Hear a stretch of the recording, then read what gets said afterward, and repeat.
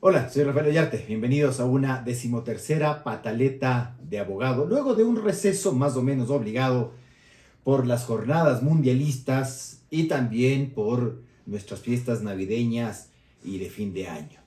Y ya en 2023, deseándoles que tengan una estupenda vuelta al sol, retomamos estos temas que, si bien son coyunturales, muchas veces afectan el devenir jurisprudencial de nuestra nación.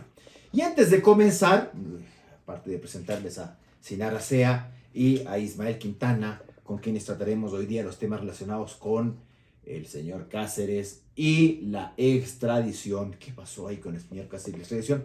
Recordarles una vez más que están a la venta estos libros que son fundamentales para el desarrollo de la abogacía en materia constitucional. La acción extraordinaria de protección de su servidor y la ejecución y acción de incumplimiento de sentencia. Este último libro, especialmente ahora que se ha vuelto complejo con el tema del incumplimiento de una sentencia constitucional emitida por nuestra Corte respecto de la selección o designación del presidente del Consejo de la Judicatura. Así es que ya sabe, mi querido amigo, si quiere ver todas las aristas que son cada vez más complicadas para la presentación de una acción extraordinaria, el libro de Rafael Ollarte, Acción Extraordinaria de Protección, y si quiere ver cómo se hacen ejecutar y cómo se presenta la demanda de incumplimiento, que hoy día está dando muchos problemas, ¿no?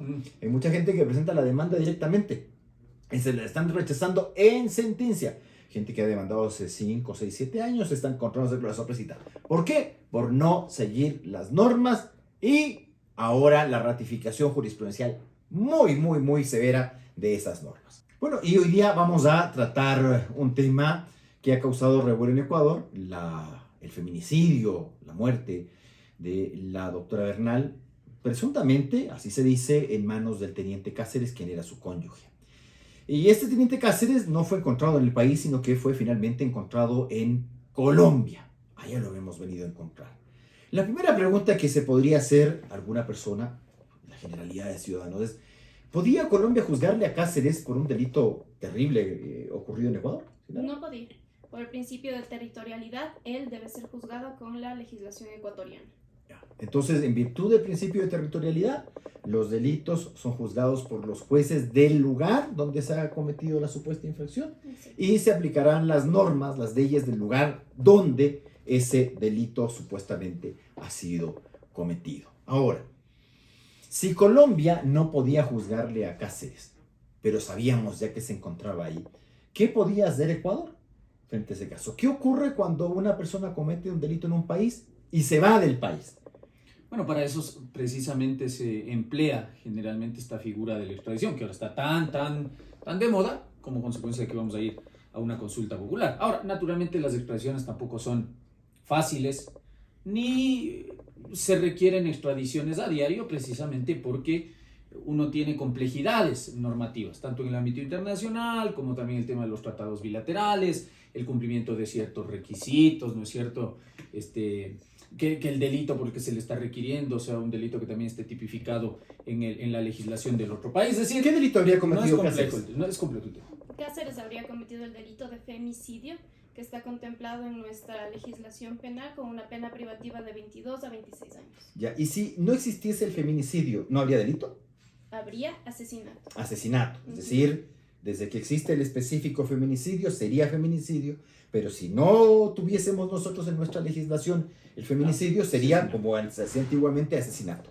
Ahora, para extraditarle a alguien, hay un principio que es el de doble criminalidad. ¿Qué hubiese pasado si nosotros en Ecuador decimos cometió feminicidio, pero Colombia, no sé, digamos, no tiene el delito de feminicidio? ¿Cómo le pido la extradición? Claro, y es complicado porque no se cumpliría el primero de los principios, que es el de la doble criminalidad. El de la doble criminalidad. Claro. Por esa razón, cuando usted pide la extradición, nunca se refiere a delito específico, porque usted no sabe los hechos del caso. Exacto. A nosotros nos ha pasado que hemos pedido, por ejemplo, a personas que han huido a los Estados Unidos y les hemos pedido que le extraditen por peculado. ¿Y qué nos ha contestado Estados Unidos? Yo no tengo ese tipo penal. Exacto, aquí no existe esa cosa que usted llama peculado. Entonces, cuando usted pide una extradición, no se refiere a la tipificación, sino que se refiere al hecho del caso. Al hecho. Cosa que el otro país pueda ver, independientemente si en Ecuador Se llama en donde sea, feminicidio o claro, es asesinato. feminicidio o asesinato, si es que eso también es delito, no el mismo delito necesariamente, porque claro, podría que en Ecuador sea feminicidio y que en Colombia sea simplemente asesinato. Entonces ahí igual estás cumpliendo el principio de doble criminalidad. ¿Y por qué se hizo esto del feminicidio? ¿Por qué se estableció? Hay mucha gente que no entiende o no le gusta el tema de que haya el feminicidio. ¿Por qué cuando cometes un asesinato, no sé cómo le puedes decir, un homicidio con agravantes en contra de una mujer y haces lo mismo respecto de un hombre, no hay una figura distinta? ¿Por qué hacemos la distinción? Bueno, esto responde al ciclo de violencia de género que ha tenido la mujer durante los últimos años, es decir, tenemos un antecedente de criminalidad hacia la mujer terrible. ¿Y por qué se dan estos delitos? Por un sentimiento de odio, de humillación a la mujer. Entonces esto se vio la necesidad no solo en este país, sino en varios países, como es en México, existe el feminicidio y el femicidio, que se diferencian. A ver, cuéntanos una cosa. Ujú.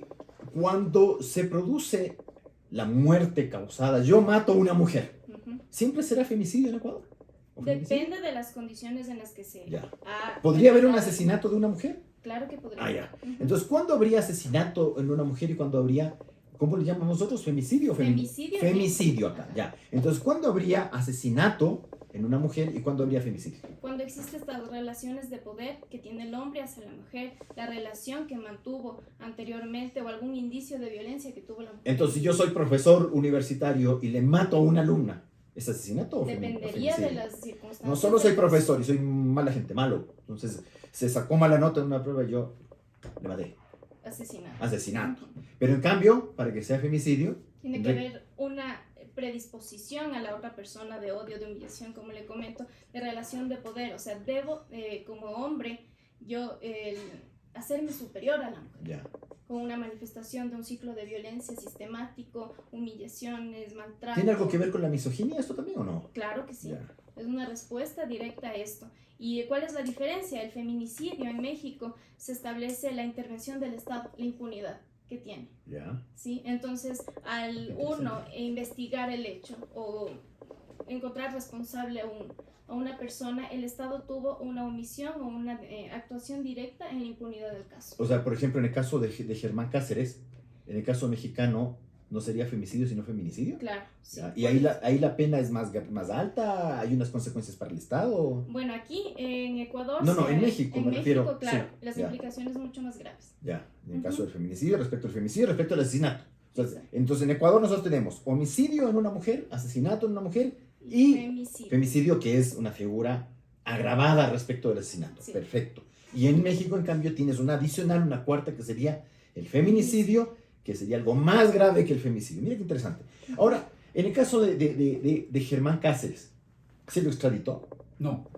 ¿Por qué no se lo extraditó? Propiamente- Entonces, ¿cómo así hay la por extradición? La complicación que acarrea el trámite de extradición, es decir, no solamente el tema de doble criminalidad, el tema de penas mínimas, sino además la Es un existencia juicio. de un tratado bilateral. Entonces, es complejo. Además, la extradición es un juicio. Sí, la extradición es un juicio y no es soplar y hacer botellas. Nosotros mismos tenemos acá ejemplos un montón en los cuales nosotros hemos pedido a un país la extradición y el tema ha quedado ahí porque hacemos malas cosas. Entonces, ¿cómo Entonces, así? ¿qué es lo que se ha hecho acá? Lo que nosotros solemos discutir como extradición solapada. Lo que Es decir, se llama extradición le solapada. inician, ¿no es cierto?, un procedimiento para deportarle o expulsarle En este del caso, le país, han expulsado. estimando, de lo que se ha visto, que este ciudadano estaba en Colombia con documentación irregular. Creo Sí. que ingresó Exacto, irregularmente y la han o expulsado. que había utilizado documentación perteneciente a otra persona, falsa, etcétera. Pero bueno, Colombia utiliza esa información y con eso administrativamente decide Claro. Es expulsarlo. decir, del lo país. relevante del caso Cáceres, por eso se llama extradición solapada, Exacto. no sería que Cáceres ha cometido eventualmente un delito en Ecuador, Colombia. ¿ya? Y que se encontraba en Colombia huyendo de la justicia ecuatoriana, Desde acá. sino que lo que ha dicho Colombia es, este señor ingresó subrepticiamente al país Efectivamente. con documentación falsa o ingresó sin documentación, y lo que Así yo se simplemente va es, del país por una estancia ilegal, Exacto. no por el tema Exacto. del cometimiento lo de estoy expulsando. Lo O sea, que pasa puede es que ser cuando una llega gente al país, Claro. lo detiene. evidentemente, Pero tenía toda la tiene una cara medida cautelar. de una extradición al efecto de que lo han subido, porque no es que si usted entra a Colombia ilegalmente o se pasa del tiempo de estancia, le van a llevar Todo al ese traslado aeropuerto. en un avión Exacto. solo para él, con las Exacto. esposas, etcétera. Por eso se Sí. les llama esto extradición Solapada. solapada. Es decir, no le he extraditado, Pero en para realidad, los fines consiguientes equivale a, ¿no? Ojo, se basa en el principio de reciprocidad. También pasa con las naciones cuando usted no tiene tratado de extradición. Es decir, esta persona, porque vea, hay delincuentes que hacen la cosa, entre comillas, también, que a veces lo que hacen es buscar el país donde usted no tiene tratado de extradición, para evitar justamente la extradición. Entonces, en ese caso, por el principio de reciprocidad, operan las deportaciones. Entonces, le deporta, ¿ya? Y parece todo, exacto, parece aparentemente es una decisión administrativa, pero realmente ha sido otra cosa. Por eso se le pone ese nombre de extradición solapada. Ahora, el señor Cáceres, teniente Cáceres, tiene que ser juzgado en Ecuador. ¿En qué etapa procesal estamos?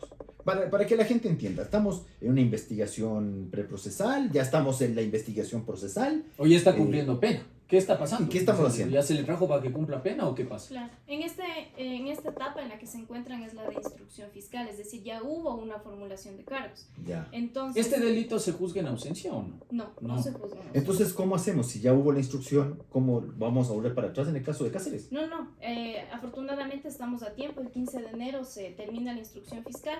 Al señor Cáceres lo involucraron con una vinculación. Entonces, Ya se le vinculó Exacto. a la instrucción, ya. Eso, entonces estamos en esta etapa en los que vamos a recabar todos los elementos para convertirlos en prueba y evacuarlos en juicio. Ya, o sea, estamos en la investigación procesal propiamente, que es la instrucción fiscal. Sí. Cuando concluyen la instrucción fiscal, ¿qué hace el fiscal ahí? Ya, solicita primero el día y fecha para la audiencia respectiva evaluatoria de juicio y dirá su acusación o se abstendrá de acusarle al señor. O sea, tiene dos opciones, ¿no es Exacto. cierto? O acusa o se abstiene de acusar. Ya. Si el fiscal dice, a ver, aquí no hay ningún indicio de nada respecto de Cáceres, digamos que es así, ¿no? ¿Ya? Porque el señor ya ha sido juzgado absolutamente, parece que ya fuera cosa de ejecutarle la condena, no más, pero digamos que el fiscal dice, no tengo nada en contra de Cáceres. Entonces dice, yo me abstengo de acusar, es la cosa, ¿cierto? Ya. Sí. Y si el juez dice o alguien dice, oye, pero este fiscal está equivocado, ¿se puede hacer algo? Aquí viene la intervención también del acusador particular. Este es un derecho de las víctimas. En este caso, la madre de María Bernal es una víctima indirecta. Entonces pone su acusación particular. ¿Hay acusación particular en este caso o no? Sí. Sí De está hecho, presentado. los familiares y la... Ya, pero ¿qué pasa? ¿Qué pasa si el fiscal se abstiene de acusar? Vamos. Perfecto, entonces se abstiene de acusar, como es un delito penado con una pena privativa de libertad de más de 15 años y además hay una acusación particular, Ya. suben consulta al fiscal superior. Ya, y cuando se trata de delitos que son de menos de 15 años o cuando no hay acusación particular, ¿qué pasa cuando el fiscal se abstiene de acusar? Claro, si es que no hay acusación, no hay juicio. No hay Eso es juicio. lo que tenemos ¿Y eso que es tener en susceptible de acción de protección? Bueno, esa es que decisión? ahí tenemos la jurisprudencia de la Pero Corte sí, parece Valladolid. que sí hay alguna Aparentemente decisión sí. respecto de Aparentemente. de las abstenciones, ¿no? De los exámenes Sí, abstentivos. teníamos- Pero bueno, eso es otra, materia dejémosla de para juicio. otra. Por Para eso, no es muy largo. si quieres discutir No, esa es sobre- la extraordinaria. Aquí está. Las acciones de protección. Las ¿no? acciones de protección Esas son son las otras, otras. ¿no? También. Bueno, ahora, ¿qué tal si el fiscal acusa? Pero es una acusación endeble. Digamos que es por cumplir y el juez dice, oye, pero en realidad aquí indicios de la comisión de la infracción no hay. Peor aún de que haya alguna atisbo de responsabilidad como autor o cómplice en el procesado. Es decir, bueno, como en el caso estábamos hablando de arbitrariedad en el dictamen instructivo, también podría haber arbitrariedad en el dictamen acusatorio. ¿Qué puede hacer el juez en estos casos?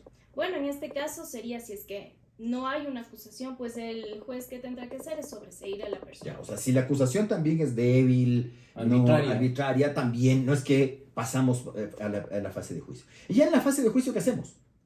Aquí ya se tendrá que practicar todos los elementos de convicción que se... Ahí ya viene la prueba, ¿no? Exactamente. Entonces sí. vamos a una audiencia donde vamos a probar, la fiscalía tiene que probar, ¿cierto? Exactamente. ¿Ya? sí. Es decir, el otro sigue siendo inocente.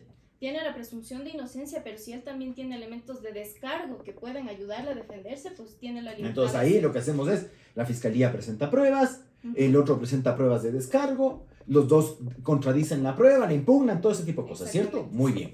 Ya. Y finalmente aquí llegamos a una sentencia. ¿Y la sentencia qué puede ser? puede ser declaratoria de inocencia o declaratoria de la O culpabilidad. sea, Es o decir, lo la condenamos O lo absolvemos. o lo, como decíamos antiguamente, lo absolvemos. Ahora utilizamos el eufemismo de ratificamos la el estado de inocencia. inocencia. Les encanta hablar en complicado. ¿Ah? Antiguamente era condenado, absuelto. sentencia. Y en los dos casos, ¿qué pasa si tengo ya la sentencia condenatoria o absolutoria? Viene una fase de impugnación. Sí. Y en esa fase de impugnación, este tema va a un tribunal de apelación que puede confirmar Claro, confirma el fallo o la revoca. o revoca el fallo. Ahora, hay una cosa que se llama doble conforme. No quiero meterme mucho en esto, pero por el doble conforme tienes que tener 2 sentencias condenatorias, ¿cierto? Entonces, si es que tú llegas a casación y tienes absolución del Tribunal Penal, absolución por parte de la Corte Provincial, y llegas a casación y ahí te condenan, ahí hay un recurso que la Corte Constitucional indicó que tenía que establecerse, que es Ya reguló la Corte el recurso especial de del doble, conforme. Bien. Ahora, podría ser que... Y solo una cosa más que hay que tener en cuenta. ¿Hasta cuándo podría estar en prisión preventiva este hombre? Porque la Corte también tiene ahí unos señalamientos interesantes respecto al tema de la caducidad de la prisión preventiva, ¿no? ¿Hasta cuándo?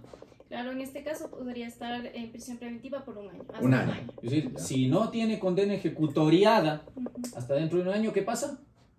Pues se Caducó la prisión preventiva puede- y el señor Sale. tiene que salir. Sale, así es la cosa. Y además, por eso digo, porque cuando se demoran los procesos Y penales. me ¿no? olvidé lo que le iba a preguntar. Mira vos a ver, no, la pregunta era, Sinara, a ver, si es que la fiscalía dice aquí hubo femicidio, estoy bien, así se dice, Sí. femicidio, ¿ya? Pero el juzgador dice, no, esto no es un femicidio, esto es un asesinato. ¿Puede hacerlo? A ver, en la etapa de esta formulación y en instrucción fiscal uno puede reformular. Ya, puedes los reformular. cargos. Claro. Pero no una vez reformula, que- dice es femicidio. Se va por femicidio. Se va por femicidio, ¿ya? Pero llegamos ya al juicio y los jueces del Tribunal Penal dicen, Sí, pero aquí... cambiarte la femicidio. imputación Exacto. al momento de la eventual. Claro, entonces dicen, sentencia. aquí femicidio, no, en realidad hay un asesinato, no es un femicidio. ¿Puede hacer eso? A ver, eso sería gravísimo porque si es que no se encuentran los elementos, no se configura la conducta de este tipo penal, pues ya no habría, más bien sería beneficioso para la persona que le están procesando. Por eso, pero a ver, No hay... Pero cabría una condena variando el tipo penal por el pero cual verás fue que los llevado hechos son los mismos. Claro. Porque claro, el tema es, le hemos imputado al señor la muerte de la señora Bernal. No le estamos diciendo que mató a otro. Es decir, no fue a Bernal, sino a Perico Pérez. Ahí ya sería una cosa de cambiar los hechos del Claro. caso y violar el derecho a la defensa. Pero en este caso, ¿tú te defiendes del tipo penal que te están imputando o de los hechos que te imputan? De las dos cuestiones. Claro, porque uno tiene desde la formulación de cargos cuál es la responsabilidad de fiscalía, pues determinar por la acción, por la conducta que usted está haciendo, va a ser procesado. Entonces, a ver, pero para que el ciudadano tenga claro, porque parece muy grave esto, ¿qué tal si la fiscalía imputa un robo? Ujú. Y resulta que los jueces dicen, esto robo no es solamente un hurto. Y bueno, ya veremos si el señor Cáceres será realmente juzgado, si le estamos ejecutando anticipadamente una sentencia condenatoria. Nosotros hablamos mucho del tema de la presunción de inocencia, pero a veces estos temas son muy complejos. La sociedad cree y está convencida de que Cáceres es un delincuente responsable de un delito y bueno, a veces eso es también muy complejo los juzgamientos. Bueno, y como usted puede ver, incluso la aplicación de las normas no es sencillo.